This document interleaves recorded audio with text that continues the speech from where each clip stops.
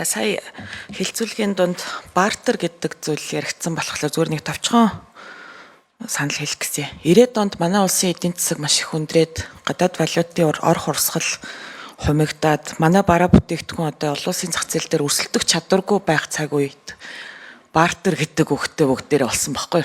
Тэгээ тэрийг би маш сайн сандгийн. Тэгээд яг энэ бол ямар нөхцөлд хийдэг зүйл вэ гэхээр харин тийм өрсөлдөх чадвар муутай тий.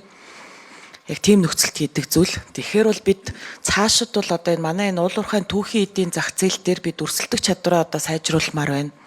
Тэгээ эн чинь бол яг ингээ бодит валют олж ирэх ёстой салбар байхгүй юу? Тэгэхээр эн чинь ингээд нөгөө бүтээгдэхүүн солилцох гэрээ байгуулна гэдэг чинь одоо арган ядсан асуудал болчихж байгаа байхгүй юу? Тэгээ бид нар бодит валют олж ирээд тэр валютаа юунд зархаа өөртөө шийдмээр нь шүү дээ. Энд тусгаар тогтолцсон ус байна да. Тэгэхээр бол цаашдаа бодлогын асуудлуудаа бол ийшээгээл чиглүүлмээр байна хэдүүлээ. Тийм ээ. Тэгэхгүй одоо яг л нөгөө 90-ад он чинь давтагдаад нөгөө бартерынхаа систем рүү ороод тий валют нь жолдохоо байгаа. Сая ингээл нөгөө валютын ханш гэж ярьж штэ.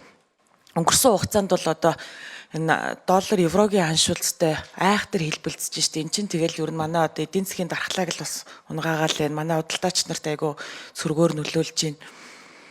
Тэгэхээр энэ зүйл рүүгээ та бүхэн маань анхаараач. Өрсөлдөх чадвараа хэдүүлээ сайжруулъя. Саяны яригадаад байгаа наа тээвэр гих мэдчлэн одоо энэ бусад асуудлууд дээр маш тийм оновчтой тогтолцоотой болёо. Энэ асуудлуудаа арай өөрөөр харъя.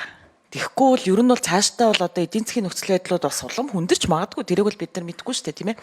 Тэгэхээр бид нар альва нөхцөл байдал бэлэн л байх хэрэгтэй байхгүй. Тэгэхгүй түүнээс биш яг жаахан үн унаад ирэхлээр сандралдаал янз бүрийн юм лөө ороод байх шаардлага бас байхгүй. Тэгэхээр ийм л санал одоо энэ бодлого тодорхойлж байгаа яамныхандаа хэлэх гэсэн юм. Баярлалаа.